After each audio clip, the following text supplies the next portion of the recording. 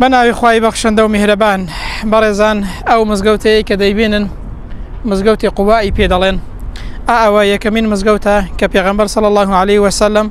کاتێک کە لە مەککەوە کۆچ دەکات بۆ مەدینە دێت لەو باغەیە ئیسراحەت دەکات و ئەنساریەکانیش لێرە و لەو باغەیە لەو نزیکەیە پێشوازی لە پێغەمبەری خوا دەکەن صلی الله عليه وسلم. پێغەمبەر دەمێنێتەوە لەناو ئەو باغەیەدا لە ماوەی کە دەمێنێتەوە لێرە ئەو مزگەوتە لە لای پێغەمبەر صلی الله عليه وسلم زۆر خۆشەویست بووە، بۆیە پێغەمبەر لە دوای دروستکردنی ڕۆژانی شەممە و غەیری شەممەش بە پیادە و بە سواری پێغەمبەر صلی الله عليه وسلم هاتووە سەردانی ئەو مزگەوتەیە کردووە و دوو ڕکعات سنەتی تێدا کردووە. پێغەمبەر دەفەرمێ صلی الله عليه وسلم پێم خۆشترە کە بێم دوو ڕکعات نوێژ لەو مزگەوتەیە بکەم کە مزگەوتی قوباءە وەک لەوەی کە دوو جار بسمە بەیت المەقدس.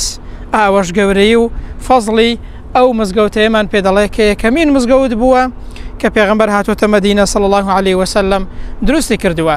لە فەرمایشتێکی دیکەدا پێغەمبەر دەفەرمێ صلی الله عليه وسلم هەر کەسێک لە ماڵەوە دەستنوێژێکی جوان و ڕێک و پێک بگرێت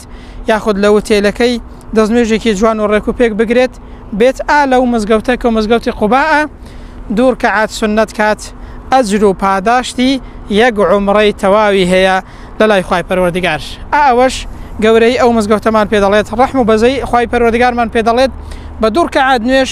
ئەجر و پاداشتی یەک عومڕمان دەست دەکەوێت. بۆیە ئەوانەی کە حەز دەکەن یاخود ئەوانەی کە عومڕە دەکەن دێن سەردانی و دوو ڕکعات سنەتی تێدا دەکەن لەبەر ئەجر و پاداشت و لەبەر گەورەیەکەی. وصلى الله على محمد وعلى آله وصحبه أجمعين